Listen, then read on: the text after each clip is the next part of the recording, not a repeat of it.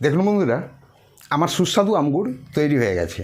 আপনারা বাড়িতে এইভাবে আমগুড় বানিয়ে খান, খুব সুন্দর লাগবে। আর মাঝে মাঝেই রোদে দেবেন।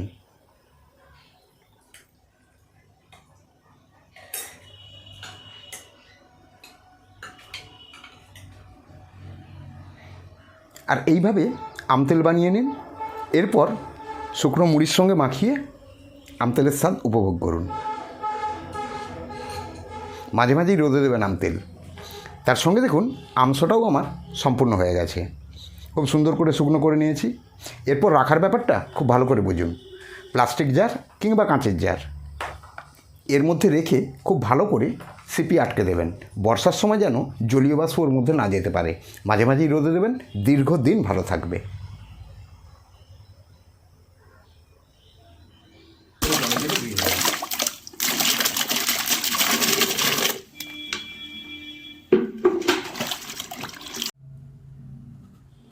বন্ধুরা, কালকের ঝড় বৃষ্টিতে গাছ থেকে প্রচুর কাঁচা আম ছিঁড়ে পড়েছে। তো এই অবস্থায় কিছু আম ফেটে গেছে ধাক্কা লেগে, কিছু আম একদম ছোট, কিছু আম বড়। তো এই আমগুলোয় কী করা যাবে, তা আমি আজকে দেখাবো। এই ধরনের আম থেকে আপনারা খুব সহজেই আমগুড়, আমতেল এবং আমসোটা বানিয়ে রাখতে পারবেন। এই ধরনের আম বলতে যেখানে দেখুন আমের রং আছে একদম সাদা, কোনো রকম হলুদ হয়নি এবং আঁটি হয়েছে শক্ত। এই ছাল থাকবে, ছাল ছাড়াবেন না।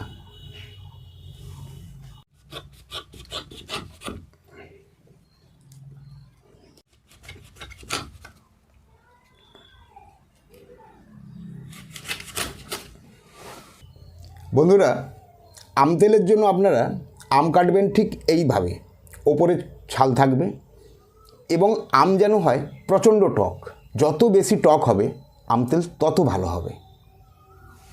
আমগুড়ের জন্য আপনারা এইভাবে আমকে কাটবেন, ওপরের ছাল ছাড়িয়ে নেবেন এবং এইভাবে ছোট ছোট করে টুকরো করে নেবেন। এবারে দেখুন আমসি বা আমসোটা করার জন্য আমকে এইভাবে কাটবেন, ওপরের ছাল ছাড়িয়ে নেবেন এবং এইভাবে লম্বা লম্বা টুকরো করে নেবেন। আম আমার কাটা হয়ে গেছে। এবার আমগুলোকে আমি ভালো করে জলে দিয়ে ধুয়ে নেব।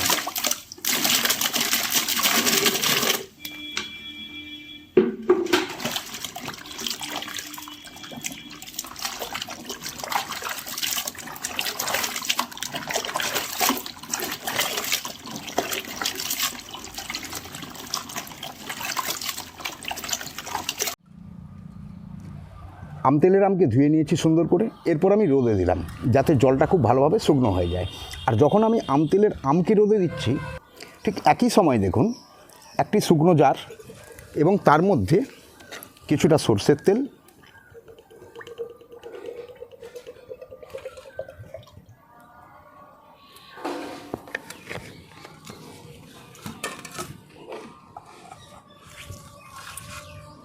রোদে দিয়ে রাখা শুকনো লঙ্কা এই সরষের তেলের সঙ্গে দিলাম।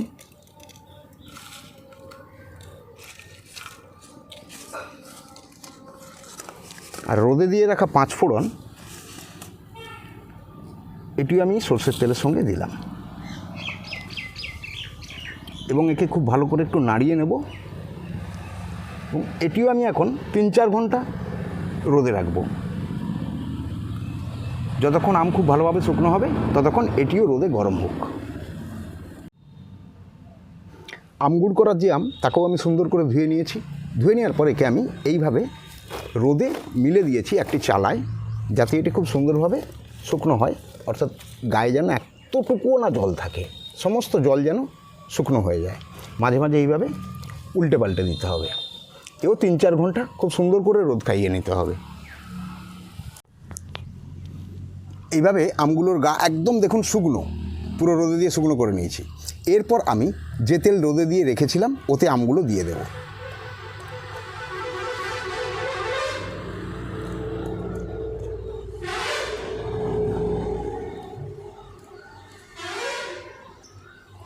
এরপর আমি এই আম ভরে দেওয়ার পর বোতলটিকে সম্পূর্ণ রোদের জায়গায় রাখবো এবং পর 7 দিন আমি রোদ খাওয়াবো।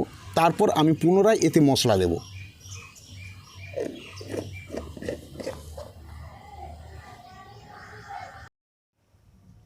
আমসটা বানানোর জন্য আমগুলোকে ভালো করে ধুয়ে নেওয়ার পর আমি চালায় রেখেছি যাতে জলটি ঝরে যায়।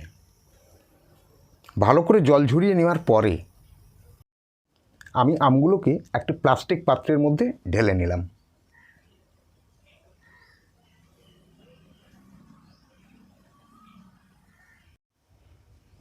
এবার আমি আমে কিছুটা নুন খুব ভালো করে দিয়ে মেখে নেব।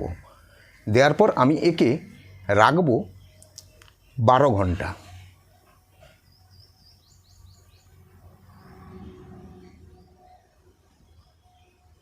খুব সুন্দরভাবে মাখতে হবে যেন সম্পূর্ণ আমে নুন মাখানো হয়।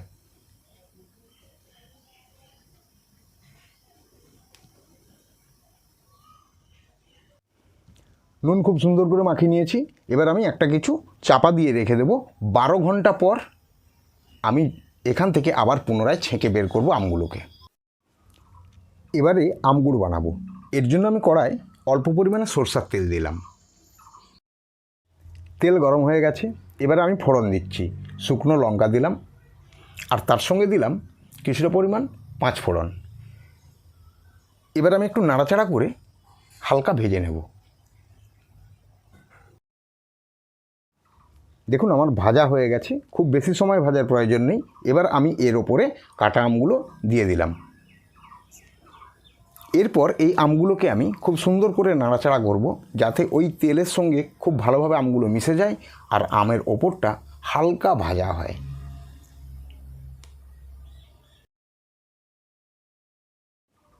আমগুলো হালকা ভাজা হয়ে গেছে। এবারে আমি পরিমাণ মতো নুন দিয়ে দিলাম। এরপর নাড়াচাড়া করে খুব সুন্দর করে মিশিয়ে নেব।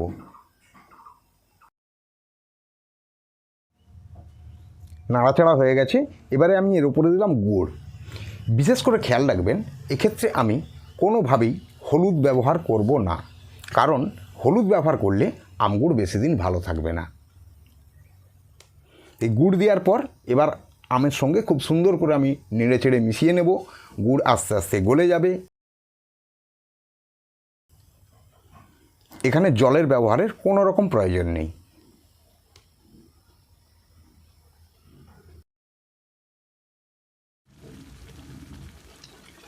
দেখুন বন্ধুরা, আম খুব সুন্দরভাবে সেদ্ধ হয়ে গেছে। এবারে আপনারা যদি একটু বেশি রস রাখতে চান তাহলে এইভাবেই নামিয়ে নিতে পারেন। তা আমি একটু ফ্লেম বাড়িয়ে একটু রস মেরে নেব। খুব বেশি রস আমি রাখবো না, তাই আমি ফ্লেমটা বাড়িয়ে দিয়েছি গ্যাসের।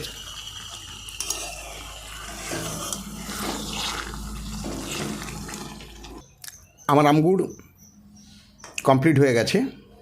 এবারে আমি এর সঙ্গে একটু মশলা দেব, আর সেই মশলাটা আমি দেব ভাজা জিরেকে গুঁড়া করে রেখেছি, সেই জিরা গুঁড়া।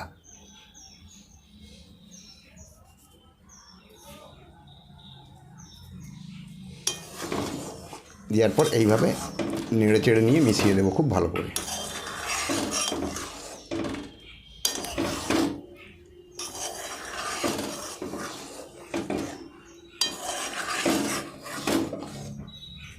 এরপর নামিয়ে রাখবো।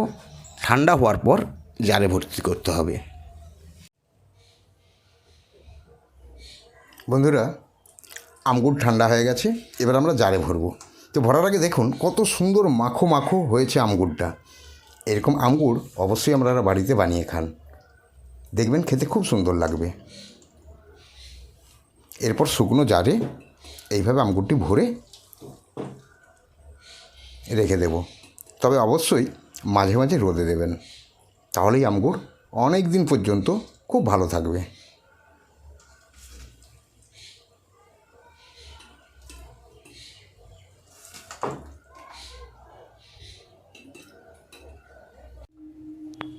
বন্ধুরা, আমি আমগুড় জারে ভরে নিয়েছি। 12 ঘন্টা নুন জলে রাখার পর এবারে আমি একে ছেঁকে তুলে নেব। আমি তুলে নিচ্ছি একটা চালার ওপরে। আপনারা ছেঁকে তুলে নেওয়ার পর একে কাপড়ে মিলে কিংবা প্লাস্টিকের ওপরে মিলে খুব ভালো করে রোদ খাইয়ে শুকনো করবেন। তো আমি চালার উপরেই মিলে শুকনো করে নেব, কারণ আমার কাছে এই আমের পরিমাণ আছে যথেষ্টই কম। তো আপনারা যে শুকনো করবেন, এখানে আপনারা পরপর রোদ খাওয়াবেন, যতক্ষণ না সম্পূর্ণ খুব ভালোভাবে শুকনো হয় এবং ওপরে সাদা নুন ফুটে ওঠে, ততক্ষণ অবধি আপনারা একে শুকনো করবেন। আম তেল 7 দিন রোদে দিয়েছিলাম। এরপর আজকে আমি এতে মশলা দেব। তো এই ভাজা মশলাটা কি দেব সেটা আপনারা খুব মন দিয়ে দেখুন।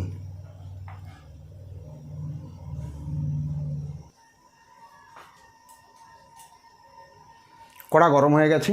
এবার আমি কড়াই দিয়ে দিচ্ছি পানমৌরি 2 চামচ, আর তার সঙ্গে দিচ্ছি 5 ফোড়ন 1 চামচ। শুকনো কড়াই একে একটু নেড়ে ভেজে নেব।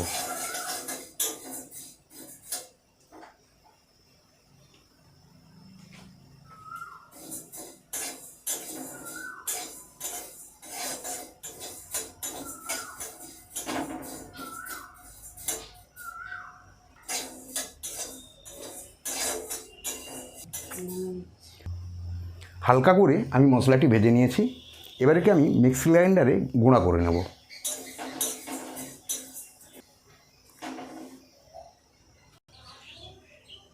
ভাজা মশলাকে ঠান্ডা করে আমি মিক্সিতে গুঁড়ো করে নিয়েছি।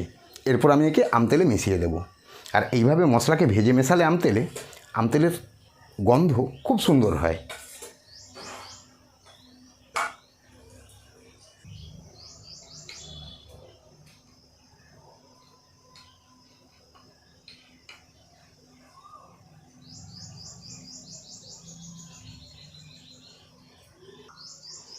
মশলা মিশিয়ে নেওয়ার পর এই আম তেলের জারকে বারবার রোদে দিতে হবে, এবং যত বেশি রোদ খাওয়াবেন তত সুগন্ধ বাড়বে, আর আম তেল দীর্ঘদিন আপনার বাড়িতে ঠিক থাকবে, যা আপনি মুড়িতে মাখিয়ে সুন্দরভাবে আম তেলের স্বাদ উপলব্ধি করতে পারবেন। আমের সিজনে কাঁচা আম খুব সহজেই পাওয়া যায় এবং দামও খুব কম, কিন্তু সারা বছর তো কাঁচা আম পাবেন না। তাই সারা বছর ধরে কাঁচা আমের স্বাদ যদি বুঝতে হয়, তাহলে আপনাকে এই কাঁচা আম সংগ্রহ করে এই সময় বানিয়ে নিতে হবে আমের বেশ কিছু সুস্বাদু রেসিপি। তার মধ্যে আমি দেখাচ্ছি খুব সহজেই বানাতে পারবেন আম গুড়। সারা বছর ধরে আমের স্বাদ উপভোগ করতে পারবেন, আর ওই আম থেকেই বানিয়ে নিতে পারবেন খুব সহজেই আম তেল। তাও আমি দেখিয়ে দিলাম কীভাবে বানাবেন। আর এরপর চাটনি খাবার জন্য তাহলে বানিয়ে নিন আম সোটা। কীভাবে বানাবেন খুব সহজেই আমি দেখিয়েছি, ভিডিওটি ফলো করুন।